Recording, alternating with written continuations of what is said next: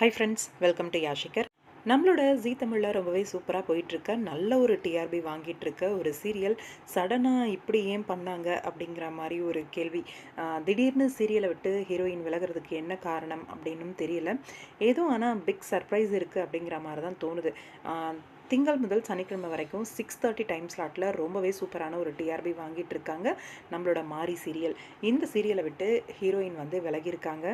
Heroine Ashika ரொம்பவே சூப்பராக நடிக்கக்கூடிய ஒரு நடிகை. ஜீ தமிழில் ஒரு கம்பேக் கொடுத்ததுக்கப்புறமா ரொம்பவே நல்லா சீரியல் வந்து போயிட்டு இருந்துச்சு. நல்ல ஒரு ப்ரைம் டைமில் ஓடிட்டு இருந்த சீரியல் நல்ல டிஆர்பி. அதுக்கப்புறம் 6:30 டைம் ஸ்லாட்லேயும் நல்ல டிஆர்பி தான் வாங்கிட்டு இருந்தாங்க. இப்போ வரைக்குமே லாஸ்ட்டாக இன்னைக்கு டிஆர்பி ரிலீஸ் ஆச்சு, அதுலேயுமே நல்ல டிஆர்பி தான் வாங்கியிருக்காங்க. ஆனால் சடனாக வந்து சீரியலை விட்டு விலகியிருக்காங்க. என்ன காரணமாக இருக்கும் அப்படின்றத பற்றி தெரியல. ஆனால் இவங்களை ரீப்ளேஸ்மெண்ட் பண்ணி யார் வரப்போகிறாங்க அப்படிங்கிறத பற்றியும் இது வரைக்கும் எந்த ஒரு இன்ஃபர்மேஷனும் கிடையாது.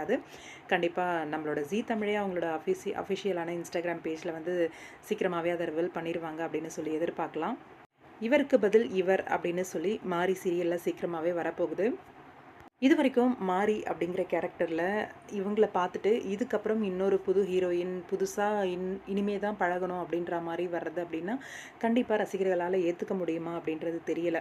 ஏன்னா அவ்வளோ சூப்பராக நடிச்சிட்டு இருந்தாங்க, அவ்வளோ நல்ல ஒரு பெர்ஃபார்மன்ஸ் கொடுத்துட்டு இருந்தாங்க மாரி சீரியலில். இவங்க இப்போ ரீப்ளேஸ்மெண்ட் ஏற்றுக்க முடியுமான்னு தெரியல. ஏன்னா கண்டினியூஸாக இவ்வளோ நாளாக பார்த்துட்டு சடன் சேஞ்ச் அப்படின்னும் போது கொஞ்சம் வருத்தமாக தானே இருக்கும். பார்ப்போம், வெயிட் பண்ணி.